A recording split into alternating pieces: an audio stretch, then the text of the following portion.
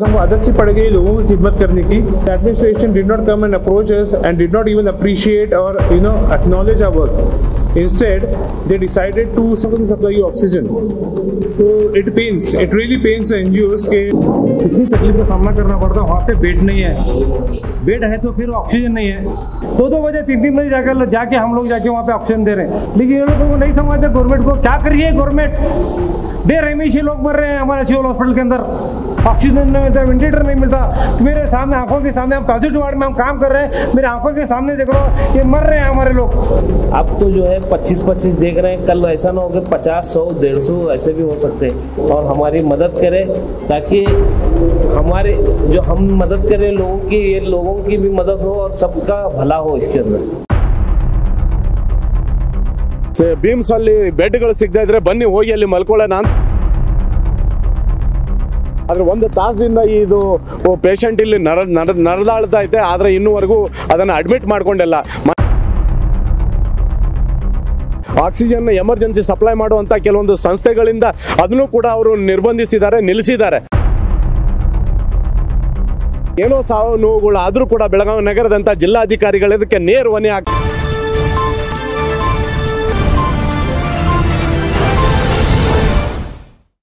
बेलगाम Covid support team जो लगातार 24 घंटे अपनी सेवा में लगी हुई है, इन्होंने एक ऐसा नेटवर्क बनाया है कि बेलगाम में जिस किसी को भी कोविड रिलेटेड कोई भी जानकारी हो या फिर मदद की ज़रूरत हो तो कोविड सपोर्ट टीम के टोल फ्री नंबर पर कॉल कर आप पा सकते हैं।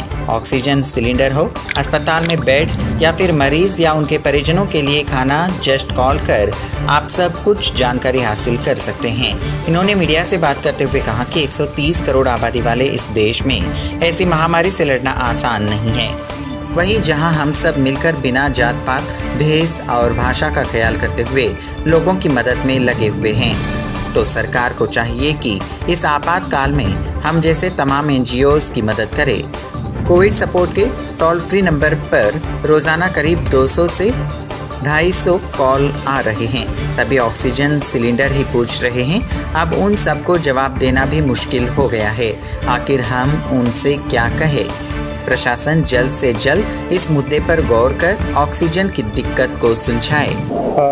ये मीटिंग जो ऑर्गेनाइज की गई थी, ये मतलब तमाम एनजीओज की जानिब से ऑर्गेनाइज की गई थी ताकि हम लोगों को बता सके कि हमें कितनी दुश्वारी हो रही है।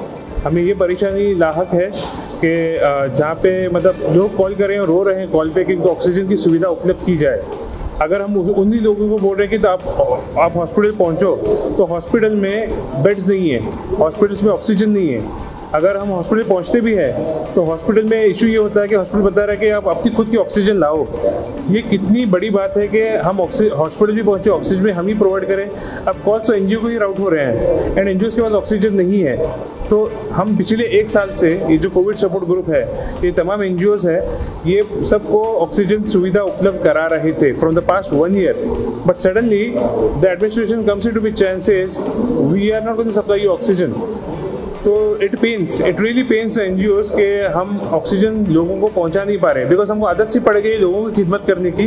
We selflessly work. The administration did not come and approach us and did not even appreciate और acknowledge our work. Instead, they decided to simply stop this service. They stopped providing oxygen to us, and if we are sending our oxygen cylinders to these stations where like Takti Belgaum Oxygen Center, our cylinders coming back empty-handed. So this is causing a lot of issue. So we request the public, come out of your homes, please support us. We are here to help you, but we want to ensure that you support us, and we in turn will ensure you get seamless supply of oxygen. 200 से 250 calls daily के हमारे को सिर्फ oxygen supply के लिए आ रहे हैं। 200 to 250 calls per day we are getting only for oxygen supply. We are helpless. We can't do anything. Since last 3 days. We are even neglecting the calls because we can't answer them. हम लोग नहीं बता सकते उनको कि हमारे पास oxygen cylinders नहीं है। तो ये बहुत बड़ी दिक्कत है। आज भी अभी जाके 2-3 पेशेंट्स को सिविल में एडमिट किए, वहाँ पे भी ऑक्सीजन का बेड नहीं मिला। अब क्या करेंगे? जो परेशानी है, ये परेशानी को अगर सॉर्ट आउट करना है तो फौरन डीसी या फिर हमारे जो प्रशासन है उसको कुछ ना कुछ स्टेप्स लेना पड़ेगा, वरना बहुत मुश्किल आने वाली। अब तो जो है 25-25 देख रहे हैं, कल ऐसा ना हो कि 50, 100, 150 ऐसे भी हो सकते हैं, क्योंकि कल बेंगलुरु की रिपोर्ट है 300 पेशेंट्स का, वहाँ पर 300 पेशेंट्स हैव डाइड कल कोविड के, वो भी RT-PCR पॉजिटिव। उसके अलावा कितने पता नहीं, सिर्फ RT-PCR पॉजिटिव के 300 डेथ्स थे कल बेंगलुरु में। बेलगाम का भी हाल वही होने वाला है, जबकि अगर हमारा ऑक्सीजन की सप्लाई ऐसा जो उसके ऊपर रोक लगाई गई है, अगर वो रोक अगर नहीं हटाई दी गई जल्दी से जल्द, तो बेलगाम का भी हम लोग पिक्चर देख रहे हैं कि ऐसे ही कुछ हो सकता है। तो हम प्रशासन से रिक्वेस्ट करते हैं कि जल्द से जल्द उसको जो है ये इशू को सॉर्ट आउट करे और हमारी मदद करे, ताकि हमारे जो हम मदद करें लोगों की, ये लोगों की भी मदद हो और सबका भला हो इसके अंदर। मैं सरकार से ये बताना चाहता हूँ, परेशानी में वहाँ हॉस्पिटल को जा रहा है पेशेंट, इतनी तकलीफ का सामना करना पड़ता है, वहाँ पे बेड नहीं है, बेड है तो फिर ऑक्सीजन नहीं है और ऑक्सीजन मिलती नहीं है। ऑक्सीजन नहीं मिलती, इमरजेंसी रहता तो हम लोग एनजीओ से ले जाके वहाँ पे ऑक्सीजन दे रहे हैं। हाँ। और अगर प्राइवेट हॉस्पिटल में अगर वो बिल भर के भी आता है, बिल भर के घर के अंदर आता है, तो भी उसको इतनी तकलीफ का सामना करना, उसको ऑक्सीजन में फिर से उसको सांस का प्रॉब्लम आता है। 2-2 बजे 3-3 बजे जाके हम लोग जाके वहाँ पे ऑक्सीजन दे रहे हैं। हाँ, लिख रहा हो या हमारा अंजुमन हो, जितनी संस्था है यहाँ पे हम लोग काम कर रहे हैं। हम लोग क्या कर रहे हैं? क्या अपना मुफाद के लिए कर रहे हैं? नहीं कर रहे हैं हम लोग। हम जो गरीबों को बचाने के लिए काम कर रहे हैं, लेकिन ये लोगों को नहीं समझते गवर्नमेंट को। क्या कर रही है गवर्नमेंट? बेरहमी से लोग मर रहे हैं हमारे सिविल हॉस्पिटल के अंदर, ऑक्सीजन नहीं मिलता, वेंटिलेटर नहीं मिलता। तो मेरे सामने, आंखों के सामने, हम पॉजिटिव वार्ड में हम काम कर रहे हैं, मेरे आंखों के सामने देख रहा हूँ ये मर रहे हैं हमारे लोग। ये हिंदू होंगे या मुसलमान होंगे, हम हर जात के लोगों को हम बचाने की इंशाल्लाह कोशिश कर रहे हैं और बचाते रहेंगे। और गवर्नमेंट बोलती है अभी ऑक्सीजन बंद करो प्राइवेटों के लिए। क्या हम अपना घर चला रहे हैं? हम अपना घर नहीं चला रहे, बस हम इंसानियत के लिए, हम इंसानों की हम जान बचा रहे हैं। We have gathered here not to blame the government. So let me first clear that we are not here to blame the government, but the concern, just to address the government about our concerns. We have seen in the market that we have a very huge population. When we consider about India, we have a very huge population of 133 crores. And when I say 133 crores, I am altogether counting all the communities, all the caste, everyone in this. So this 133 crore people are not that easy to handle when there is a pandemic like this. So it is not that easy for a government to manage this all in one hand. So when the NGOs have come forward by themselves to help out the people, so here we are expecting government to help us. The oxygen is not just required for the patient who will be admitted into the hospital. The major portion is the post-hospitalized people who are being discharged from the hospital. Many people are there who are not getting adequate oxygen after the discharge, because in the hospital beds are not available. They are discharging the patients early and they are telling them to keep them in their house with an oxygen for few days under observation. But if those people who have spent lakhs of money in the hospitals and after the post-discharge, just because in unavailability of the oxygen, if they are kept at home without an oxygen, they are losing their life. If they are spending lakhs of money in the hospitals, then they are coming back to their home without oxygen. Just for a cylinder of an oxygen, they are losing their life. So we urge the government and we request the government to provide us the support to help the NGOs. We are there to stand with them shoulder to shoulder and work for them.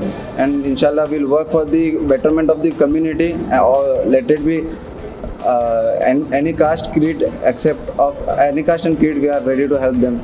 Congress leader Syed Mansoor इन्होंने civil अस्पताल को visit कर मरीजों को bed न मिलने पर B channel से बात करते हुए कहा कि आज जो ये हालात निर्माण हुए हैं, इसके जिम्मेदार सीधे मैं जिला प्रशासन को ठहराता हूँ। मैंने जब जिला अधिकारी से रेमडेसिविर इंजेक्शन के बारे में बात की तो उन्होंने साफ अल्फाजों में बताया था कि इंजेक्शन सिर्फ और सिर्फ सरकारी अस्पताल को दी जाएगी। जब मैं सिविल अस्पताल में बेड न होने की बात कही, तब उन्होंने मुझसे कहा था कि अगर ऐसा है तो चलिए वहां जाके हम सोते हैं। आज मैं यहाँ देख रहा हूँ, इलाज की बात तो दूर, लोगों को अस्पताल के अंदर तक नहीं लिया जा रहा है। सरकार और प्रशासन की मदद कर रहे एनजीओज की ऑक्सीजन सप्लाई को रोकना मतलब 2-3 दिनों में करीब 100 से ज्यादा मरीजों की जान लेने जैसा है। आने वाले दिनों में होने वाली मौतों का जिम्मेदार सीधे जिला अधिकारी होंगे। ಇವತ್ತು ಸುಮಾರು ಜನ ಪರದಾಡ್ತಾ ಇದ್ದಾರೆ ಬೆಳಗಾವಿ ನಗರದಲ್ಲಿ. ಆದರೆ ಮೊನ್ನೆ ಜಿಲ್ಲಾಧಿಕಾರಿಗಳು ಒಬ್ಬರು ಜಿಲ್ಲಾಧಿಕಾರಿಯವರು ಇಲ್ಲಿ ಇದ್ದಂಥ ಜಿಲ್ಲಾಧಿಕಾರಿಗಳವ್ರ ಹತ್ರ ನಾನು MDCR ಇಂಜೆಕ್ಷನ್ ಸಲುವಾಗಿ ಹೋಗಿದ್ದೆ.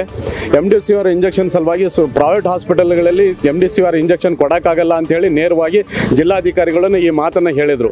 ನಾವು ಒಂದು ಸಂಘ ಸಂಸ್ಥೆಗಳ ಮುಖಾಂತರ ಜನರಿಗೆ ಅನುಕೂಲ ಮಾಡೋಕ್ಕಾಗಿ ನಾವು ಎಲ್ಲ ಯಾರು ಅಡಚಣೆಯಲ್ಲಿದ್ದಾರೆ ಇಂಥ ಎಲ್ಲ ಪೇಷಂಟ್ಗಳಿಗೆ ನಾನು ಅನುಕೂಲ ಮಾಡಬೇಕಂತೇಳಿ ನಾವು ಹಗಲಿರುಳು ದುಡಿತಾ ಇದ್ದೀವಿ ಇಂಥ ಪೇಷಂಟ್ಗಳಿಗಾಗಿ. ಆದರೆ ಜಿಲ್ಲಾಧಿಕಾರಿಗಳೊಬ್ಬರು ಜವಾಬ್ದಾರಿ ಸ್ಥಾನದಲ್ಲಿ ಇದ್ಕೊಂಡಿದ್ದಂಥವ್ರು ಜಿಲ್ಲಾಧಿಕಾರಿಗಳು ಬೇಜವಾಬ್ದಾರಿಯಿಂದ ವರ್ತಿಸ್ತಾ ಇದ್ದಾರೆ ನಮ್ಮ ಬೆಳಗಾವಿ ಜಿಲ್ಲೆಗೆ. ಆದರೆ ಇವತ್ತು ಏನು ಮಾಡ್ತಾ ಇದ್ದಾರೆ ಅಂದರೆ, ಮೊನ್ನೆ ನಾವು MDCR ಇಂಜೆಕ್ಷನ್ನ ಇಲ್ಲಿ BIMS ಹಾಸ್ಪಿಟಲ್ಗೆ ನೀವು ಅಡ್ಮಿಟ್ ಮಾಡಿ, BIMS ಹಾಸ್ಪಿಟಲ್ ಅಡ್ಮಿಟ್ ಮಾಡಿದರೆ ನಾವು MDCR ಇಂಜೆಕ್ಷನ್ನ ಇಮಿಡಿಯೇಟ್ನ ಸಪ್ಲೈ ಮಾಡ್ತೇನೆ ಅಂತ ಹೇಳಿ ಜಿಲ್ಲಾಧಿಕಾರಿಗಳು ಹೇಳಿದರು. ಆದರೂ ಕೂಡ ಅವಾಗ ಅವ್ರು ಹೇಳಿದ ಮೇಲೆ ಪ್ರೈವೇಟ್ ಹಾಸ್ಪಿಟಲ್ ಕೊಡಕ್ಕೆ ಬರಲ್ಲ ಅಂತ ಹೇಳಿದ್ರು. ಸರ್ಕಾರ ಆದೇಶ ಏನಾದರೂ ಇದ್ರೆ ಕೊಡಿ ಅಂತ ಹೇಳಿದರೆ ಅಲ್ಲಿ ಸರ್ಕಾರದ ಆದೇಶ ಯಾವುದೂ ಇಲ್ಲ. ಹಾಗೆ BIMS ಅಲ್ಲಿ ಅಡ್ಮಿಟ್ ಮಾಡಿದ್ರೆ ಅಷ್ಟೇ ಕೊಡ್ತೀನಿ, ಪ್ರೈವೇಟಲ್ಲಿ ಅಡ್ಮಿಟ್ ಮಾಡಿದರೆ ಕೊಡಲ್ಲ ಅನ್ನುವಂಥ ಭಾವನೆಯಿಂದ ಆ ರೀತಿ ಸರ್ಕಾರ ಎಲ್ಲೂ ಅಂಥ ಆದೇಶನ ಮಾಡಿಲ್ಲ. ಆದರೆ ಜಿಲ್ಲಾಧಿಕಾರಿಗಳು ಒಂದು ಈ ರೀತಿ ಹೇಳಿಕೆಯನ್ನು ಕೊಟ್ಟು ಜನರಿಗೆ ಅವರು ಏನು ಸಹಾಯ ಮಾಡಕ್ಕೆ ನಿಂತಿದ್ದಾರೆ ಅಥವಾ ಜನರ ಪ್ರಾಣ ತಗೊಳಕ್ಕೆ ನಿಂತಿದ್ದಾರೆ ಗೊತ್ತಿಲ್ಲ. ಅದಕ್ಕಾಗಿ ನಾ ಮೊನ್ನೆ ಬೆಳಗಾವಿ ಜಿಲ್ಲಾಧಿಕಾರಿಗಳಾದಂಥವ್ರಿಗೆ ನಾವು ವಿನಂತಿ ಮಾಡ್ಕೊಳ್ಳೋದೇನೆಂದರೆ, ಮೊನ್ನೆ ನೀವು ಒಂದು ಮಾತು ಹೇಳಿದ್ರಿ, ಏನಂದರೆ BIMS ಅಲ್ಲಿ ಬೆಡ್ಗಳು ಸಿಗದೇ ಇದ್ರೆ ಬನ್ನಿ ಹೋಗಿ ಅಲ್ಲಿ ಮಲ್ಕೊಳ್ಳೋಣ ಅಂತ ಹಿಂಗೆ ಮಾತನ್ನು ಹೇಳಿದ್ದಂಥ ಜಿಲ್ಲಾಧಿಕಾರಿಗಳಿಗೆ ನಾನು ಮೊದಲು ಅವರಿಗೆ ಖಂಡಿತವಾಗಿ ಅವರಿಗೆ ಧಿಕ್ಕರಿಸ್ತೀನಿ. ಆ ಜಿಲ್ಲಾಧಿಕಾರಿಗಳಿಗೆ ಅವ್ರ ವರ್ತನೆಯನ್ನು ಸರಿ ಮಾಡ್ಕೊಳ್ಬೇಕಾಗ್ತದೆ. ಇಲ್ಲಿ ಸುಮಾರು ಜನ ಸಾಯ್ತಾ ಇದ್ದಾರೆ. ಇವತ್ತು ಬನ್ನಿ ಇಲ್ಲಿ BIMS ಆಸ್ಪತ್ರೆ ಹತ್ರ ಯಾವುದೋ ಒಂದು ಸರಿ ಬೆಡ್ ಇಲ್ಲ ಅಂತ ಹೇಳ್ಬಿಟ್ಟು ಸಾಮಾನ್ಯ ಯಾರಾದರೂ ಪೇಷಂಟ್ಗಳು ಬಂದರೆ ಅವ್ರು ಇಲ್ಲ ಅಂತ ಹೇಳಿ ಕಳಿಸುವಂಥ ವ್ಯವಸ್ಥೆ ಇದೆ. ಆದರೆ ಒಂದು ತಾಸದಿಂದ ಇದು ಪೇಷಂಟ್ ಇಲ್ಲಿ ನರದಾಳ್ತಾ ಐತೆ. ಆದರೆ ಇನ್ನೂವರೆಗೂ ಅದನ್ನು ಅಡ್ಮಿಟ್ ಮಾಡ್ಕೊಂಡಿಲ್ಲ. ಮೊನ್ನೆ ಜಿಲ್ಲಾಧಿಕಾರಿಗಳೇ ಈ ಕಡೆ ಗಮನ ಹರಿಸಿ ನೋಡಿ. ಮತ್ತು ಅದೇ ರೀತಿ ಸಂಘ ಸಂಸ್ಥೆಗಳ ವತಿಯಿಂದ ಸಪ್ಲೈ ಮಾಡ್ತಕ್ಕಂಥ ಆಕ್ಸಿಜನ್ಗಳನ್ನು ಕೂಡ ಸರಿಯಾಗಿ ಸಪ್ಲೈ ಮಾಡ್ತಾ ಇದ್ದು, ಎಲ್ಲಿ ಕಷ್ಟದಲ್ಲಿದ್ದಾರೆ ಆ ಜನರಿಗೆ ಹೋಗಿ ಆಕ್ಸಿಜನ್ ಎಮರ್ಜೆನ್ಸಿ ಸಪ್ಲೈ ಮಾಡುವಂಥ ಕೆಲವೊಂದು ಸಂಸ್ಥೆಗಳಿಂದ ಅದನ್ನು ಕೂಡ ಅವರು ನಿಲ್ಲಿಸಿದ್ದಾರೆ. ಅದಕ್ಕಾಗಿ ಅದನ್ನು ನಿಲ್ಲಿಸೋದ್ರಿಂದ ಸುಮಾರು ಒಂದು 2-3 ದಿನಗಳಲ್ಲಿ 100 ಜನ ಪ್ರಾಣ ಆದರೂ ಬೆಳಗಾವಿಯಲ್ಲಿ ಹೋಗುವಂಥ ಪರಿಸ್ಥಿತಿ ಉದ್ಭವ ಆಗ್ತಾ ಇದೆ. ನಾವೇನು ಆಕ್ಸಿಜನ್ಗಳನ್ನು ಪ್ರೈವೇಟ್ ಕೆಲವೊಂದು ಸಂಸ್ಥೆಗಳಿಂದ ಜನರಿಗೆ ಅನುಕೂಲ ಮಾಡೋಕ್ಕಾಗಿ ನಾವು ಆ ಆಕ್ಸಿಜನ್ನ ಕಷ್ಟ ಕಾಲದಲ್ಲಿ ಸಹಾಯ ಮಾಡ್ತಾ ಇದ್ದಂಥ ಸಂಸ್ಥೆಗಳದ್ದು ಕೂಡ ಅದನ್ನು ನಿಲ್ಲಿಸಿದ್ದಾರೆ. ಅಂತ ಯಾವುದೋ ಆಕ್ಸಿಜನ್ಗಳನ್ನ ದುರುಪಯೋಗ ಪಡ್ಕೊಳ್ಳೋಂಥವ್ರು ಇದ್ದರೆ ಅಂಥವ್ರ ಬಗ್ಗೆ ಕಠಿಣ ಕ್ರಮ ನೀವು ತಗೊಳ್ಳಿ. ಆದರೆ ಇವತ್ತೇನು ಜನರಿಗೆ ನಿಯತ್ತಿಂದ ಇದೇನು ಪುಣ್ಯದ ಕೆಲಸ ಅಂತ ಹೇಳಿ ಕೆಲವೊಂದು ಜನ ಕೆಲಸ ಮಾಡ್ತಾ ಇದ್ದಾರೆ, ಅವ್ರಿಗೆ ಸಪ್ಲೈ ಮಾಡ್ತಾ ಇದ್ದಾರೆ, ಸರ್ವೈಸ್ ಮಾಡ್ತಾ ಇದ್ದಾರೆ. ಅಂಥವ್ರಿಗೆ ಅವಕಾಶ ಮಾಡಿಕಾಡಿ ಮನೆ ಜಿಲ್ಲಾಧಿಕಾರಿಗಳೇ. ಮತ್ತು ನೀವು ಇವತ್ತು BIMS ಹಾಸ್ಪಿಟಲಲ್ಲಿ ಪೇಷಂಟ್ಗಳು ಇಟ್ಕೊಂಡು ಬಂದರೆ ಸರಿಯಾಗಿ ಬೆಡ್ಗಳು ಸಿಗ್ತಾ ಇಲ್ಲ. ಆ ಕಡೆ ಗಮನ ಹರಿಸಿ. ಇವತ್ತು ಏನೋ ಸಾವು ನೋವುಗಳು ಆದರೂ ಕೂಡ ಬೆಳಗಾವಿ ನಗರದಂಥ ಜಿಲ್ಲಾಧಿಕಾರಿಗಳು ಇದಕ್ಕೆ ನೇರ ಹೊಣೆ ಆಗ್ತಾರೆ ಅಂತೇಳಿ ನಿಮ್ಮ ಮುಖಾಂತರ ನಾನು ಹೇಳಕ್ಕೆ ಇಚ್ಛೆಪಡ್ತೀನಿ.